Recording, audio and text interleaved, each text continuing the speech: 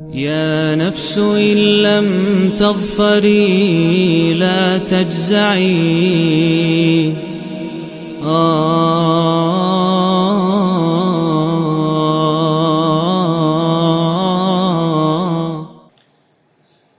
اس آیت کو سمجھنے سے پہلے ہمیں ایک حدیث قدسی کو سمجھنا پڑے گا۔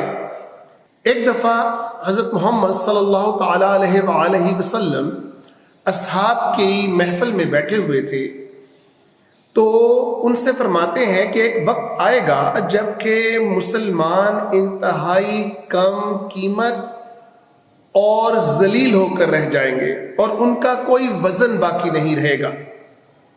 تو اصحاب نے پوچھا کہ یا رسول اللہ، کیا اس وقت ہم تعداد میں بہت کم ہو جائیں گے؟ اس پر نبی صلی اللہ تعالی علیہ وآلہ وسلم نے فرمایا، نہیں، بلکہ ہم تعداد میں بہت زیادہ ہوں گے، مگر اس وقت ہمارے لیے دنیا کی اہمیت آخرت کی اہمیت سے بڑھ جائے گی، ہماری محبت دنیا سے زیادہ ہو جائے گی موت کی محبت سے۔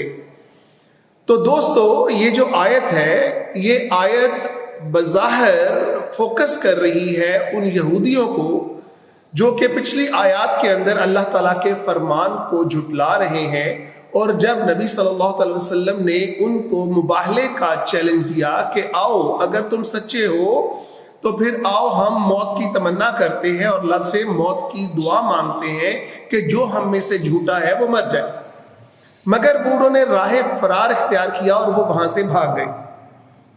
اسی پر اللہ تعالیٰ اس آیت کو نازل کرتے ہیں اور کہتے ہیں کہ یہ وہ لوگ ہیں، حالانکہ یہ اہل کتاب ہیں، مگر ان کو دنیا کی حرص اور دنیا کی محبت آخرت کی محبت سے کہیں زیادہ ہے، اور یہ کبھی بھی مرنے کی تمنا نہیں کریں گے۔ حالانکہ اصولی طور کے اوپر تو یہ ہونا چاہیے کہ ہر اہل کتاب کو پتا ہے کہ ہم اس دنیا کے اندر بہت محدود مدت کے لیے بھیجے گئے ہیں، اور یہ دنیا جو ہے یہ ہماری ٹیسٹ سیشن سمجھ لیں ایک ہے، جس کے اوپر ہم نے چل کر اپنی آخرت کو سنوارنا ہے اور اپنا نتیجہ حاصل کرنا ہے۔ لیکن دوستو، ہم اس دنیا کے اندر کھو کر رہ گئے، انہی یہودیوں کی طرح اس دنیا کو ہی اپنا سب کچھ سمجھ لیا، اور آج اس دنیا، یہ جو دنیا ہے، اس دنیا کی محبت اس قدر ہمارے اوپر غالب آ چکی ہوئی ہے کہ ہم بھی جہاد اور مرنے سے ڈرنے لگے ہیں۔ تو پھر کیا ہوگا؟ پھر وہی ہوگا جو نبی صلی اللہ علیہ وسلم نے فرمایا کہ ہمارے اوپر تذلیل طاری کر دی جائے گی جیسا کہ کر دی گئی۔ اب ہمیں مرنے سے بالکل ویسے ہی ڈر لگتا ہے جیسے اللہ تعالیٰ اس آیت کے اندر فرما رہے ہیں کہ اگر آپ ان کو 1000 سال کی عمر بھی دے دیں تو پھر بھی یہ موت کی تمنا نہیں کریں گے، لیکن ان کو جب مرنا پڑے گا تو ہر ایک کو اپنا حساب دینا پڑے گا، اور کوئی ان کی یہ عمر بھی ان کو اس عذاب سے نہیں چھڑوا سکے گی جس عذاب کا میں نے ان سے وعدہ کیا ہوا ہے۔ دوستو، آنکھیں کھول دینے والی آیت ہے یہ، لیکن اس سے پہلے کہ ہم اس کی تفسیر کے اندر چلیں، ہم اس کا ترجمہ اور اس کو سمجھنے کی کوشش کرتے ہیں۔ وَلَا تَجِدَنَّهُمْ، ہم کا مطلب وہ زیادہ تعداد کے اندر، تاجدہ کا مطلب ہوتا ہے پانا، آپ ان کو پائیں گے، احرصا، احرص کا مطلب ہوتا ہے لالچی، حرص کرنے والے، محبت رکھنے والے، احرص الناس، یہ ان حرص کرنے والے لوگوں میں پائیں گے، علی حیات، جن کو اس دنیا کی، حیات کا مطلب دنیا، جن کو اس دنیا کی چاہت، حرص بہت زیادہ ہوگی۔ وَمِنَ الَّذِينَ أَشْرَكُوا، ان لوگوں سے زیادہ، الذین کا مطلب لوگ، وَمِنَ الَّذِينَ ان لوگوں سے زیادہ، أَشْرَكُوا جو کہ مشرک ہیں، يُوَدُّ أَحَدُهُمْ، یودو کا مطلب وش، ڈیزائر، خواہش، یہ خواہش کریں گے، احدہم ان میں سے ہر کوئی ایک، احد کا مطلب ایک، ہم ان میں سے ہر کوئی خواہش کرے گا، لو کہ کاش، لو کا مطلب کاش عربی کے اندر ہوتا ہے، یعمرو کہ ان کی عمر، یا شروع میں ہے یعنی ان کی عمر ہو جائے، الفا، الفا کا مطلب 1000، سنہ کا مطلب سن، سال، یعنی ان کی عمر 1000 سال کے برابر ہو جائے.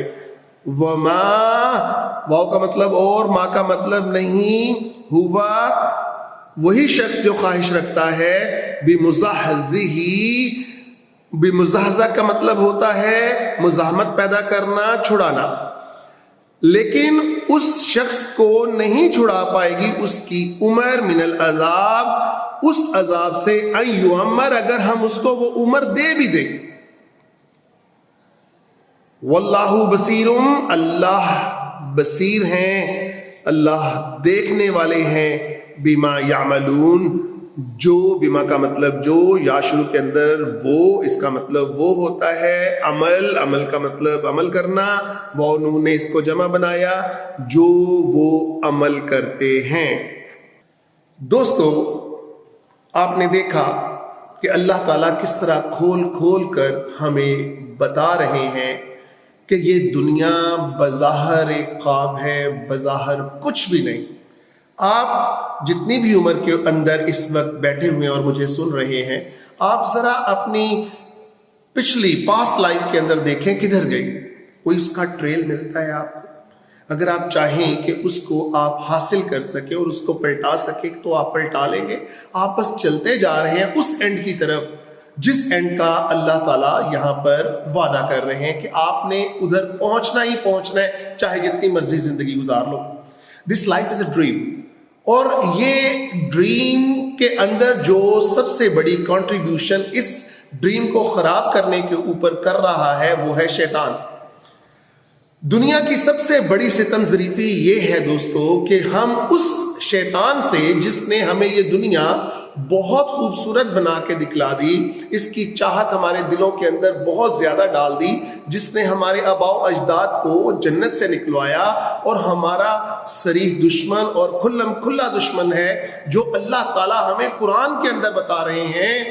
مگر دوستو، ہم اس کے اوپر بالکل اسی طرح سے تعوذ کے ذریعے ہم اسی طرح لعنت بھیجتے ہیں، اسی طرح سے جس طرح ہم کسی بظاہر امریکہ کے اوپر اس سے پوچھ کر اس کے خلاف بیان دے رہے ہوتے ہیں. لہذا دوستو، جب تک ہم دل سے اور اپنے عمل سے اس شیطان کو اپنا دشمن ثابت نہیں کریں گے، یہ ہمیں دنیا کے اندر اسی طرح الجھا کے رکھے گا اور ہمیں اس صحیح راستے سے ہٹا کے رکھے گا. تو پھر چاہے جتنی مرضی عمر پالیں، جتنی مرضی نعمتیں ہمیں اس دنیا کے اندر عطا کر دی جائیں، مگر اگر وہ رستہ اللہ کا رستہ نہیں ہے تو everything gonna be spoiled. ہر چیز ختم ہو جائے گی، ہر چیز کا نام و نشان مٹ جائے گا، اور وہ سراب کے عالم میں ہمارے سامنے آ جائے گی. کسراب، جیسے ایک سراب ہو، جیسے ہم ایک ڈریم دیکھ رہے ہیں اور اس کا فائدہ کچھ بھی نہ ہو.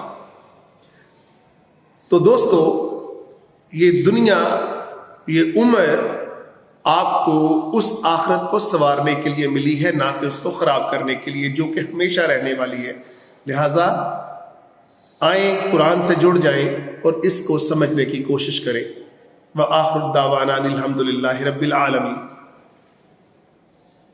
يا نفس إن لم تظفري لا تجزعي